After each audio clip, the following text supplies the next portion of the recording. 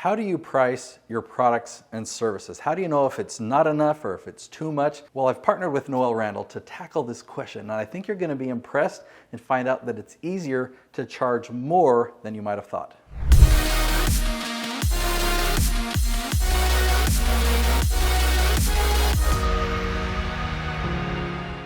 So pricing is always a question that business owners new but also experienced have, because they're creating new things, and it's like they hear somebody else new. It's like, well, how did you choose your pricing? So I'm interested to have this conversation with you, because you've obviously figured it out from taking these YouTube leads and converting them into sales. Yeah. I know in the last year from YouTube leads, you said your revenue's been about $5 or $6 million. Yes.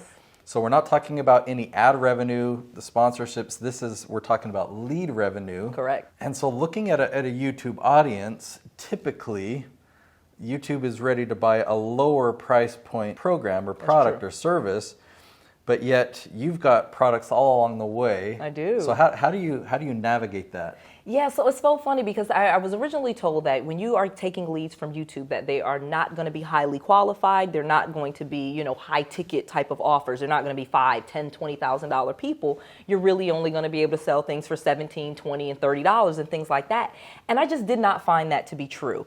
First of all, I will tell you this, though, you're going to have to bring them into your world. You can't just go onto YouTube and try to sell products and services. And I think that's where it really gets messed up at. So when we're talking about pricing your product and your service, I don't necessarily think of my lead as being a YouTube lead, so I have to price it according to YouTube.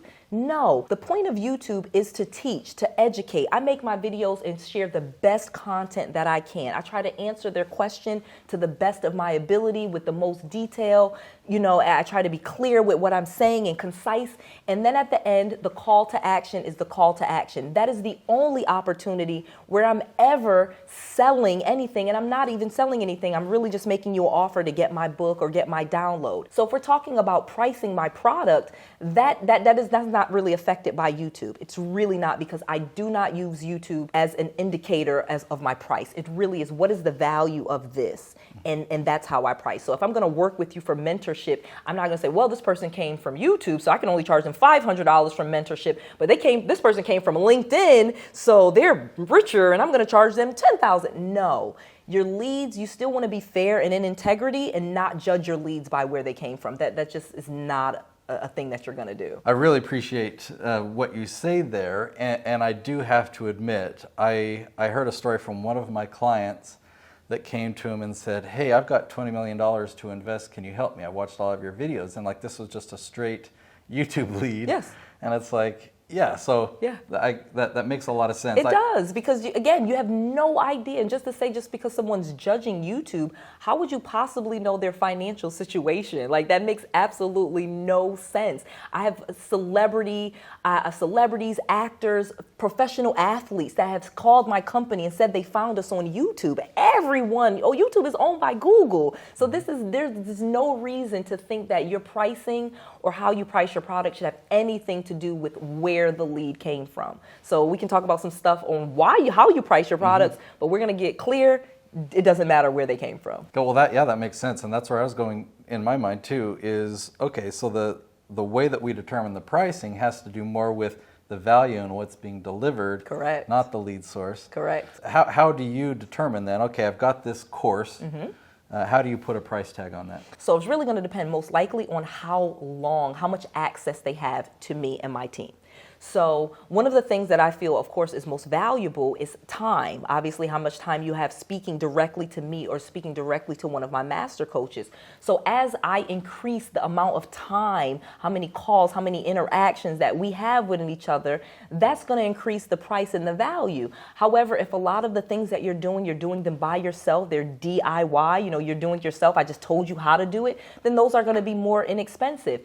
If it's going to be where I do it with you, that's going to be a little bit more, that's going to be a little bit more expensive than you doing it yourself, and then done for you where I do all of it or my team does all of it, that's going to of course be the most expensive. So that's probably one of the lower ways that you will decide, or the easier ways that you will decide how to price your product or your service. How much time and access do they get with each package? And then kind of start thinking accordingly. If they require a lot of your time, then you should be charging for that accordingly. And so I 100% agree with that.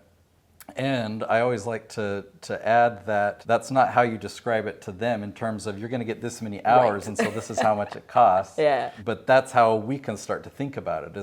And another point, it took me many years in business to actually understand what profit is. Yeah.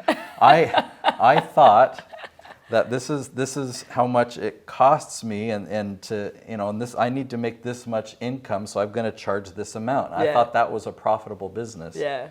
But no, the profit is zero. Yeah. And so I learned that, okay, I've got to increase the price of this service so that I have extra money that I can put in savings. That's actually profit. Yeah, reinvest. Yeah, and reinvest and grow and whatnot. And so having that's one thing, is like, so to determine what you need to sell a product or service for, you've got to look at all those things: the time, the expense, what the costs are, and you need a margin for profit. That's right. And then as you describe that to the customer, you're talking to them about the results and how it's going to help them achieve their goals. And so when they look at the price point, it's like, yeah, I'm willing to invest $5,000 or $10,000 because this is what it's going to do for me. This is what I'm going to benefit over the next 6 months and where it's going to take me. Yeah. And they can visualize that and they can see that. Yeah. And I think the better you are at quantifying what their result is or what the destination is, the better you can justify and they can see the value in your price, because there's a big difference between price and value. Mm-hmm. And, a lot of people want to talk about the price, but what is the value that you're going to bring? What are they going to be able to get out of it? And so one of the things that I absolutely loved about you when I came to you, of course, you say, okay, let's do this YouTube channel. And you had a bigger price tag than I was expecting. But at the same time, you were easily able to explain to me quantifiably with numbers how this was going to pay off for me if I did what you said. And so not making any guarantees. Again, you can't guarantee someone's success or anything like that. But at the same time, you can use past results to say, hey, here's some of the things that I've done before. I worked with this person. We did X, Y, and Z, and this is the result they got. You do those things, you can expect a similar result. And so those are the things that you can do to talk about the value that you bring, so that you're not always talking about the price of what you do. So what would you say to somebody if maybe they're newer in business, or they're afraid of asking for what it's really worth? Yeah, let's talk about that, because you say what your price is, okay? So that's another thing. There's no price fairy coming along. You just charge this, you could charge this, telling you what you can charge. It is definitely you as an entrepreneur. So you have to know what your value is and what you're comfortable selling and delivering on, because there are people that still charge more than I do. You know what I mean? I literally have students that I coach them and they now charge more than I do for mentorship. Is that an issue? Absolutely not. Absolutely not. And do I think that they're doing something wrong by charging more than I do or less than I do? No, it's about you, your service, and your value. So there was no price fairy that tells you if the price is right or wrong. It really is going to come down to the value that you're bringing. And two, I think, though, you should be able to justify and quantify your price to your value. I really do you should be able to do that. I don't think you should be charging somebody $5,000 and they have no idea how to get that $5,000 back. That's just me. To me, that's kind of the measurement of integrity. It's like, we're in business to really provide value. Right. So that assumed. Correct. Then just have confidence. The reassuring thing about the YouTube strategy that we implement is this conversation is a lot easier. Yeah. Because they come to you, they've got their credit card in hand, and so you're not having to overcome those barriers. A lot of their objections are already clarified because they've watched so many of your videos. Correct. And now they really want to work with you and they understand the value. It's like, yes, I get this opportunity. I'm willing to invest that because you're going to help me get there. It's just an easier conversation. It really is. Each video is almost like a pre-sales call. You're getting them to like you, trust you, and value you. And I learned a lot in that episode, and I hope you found it helpful. And I've got a free gift for you. You heard me mention a lot about my YouTube strategy or my leaf strategy.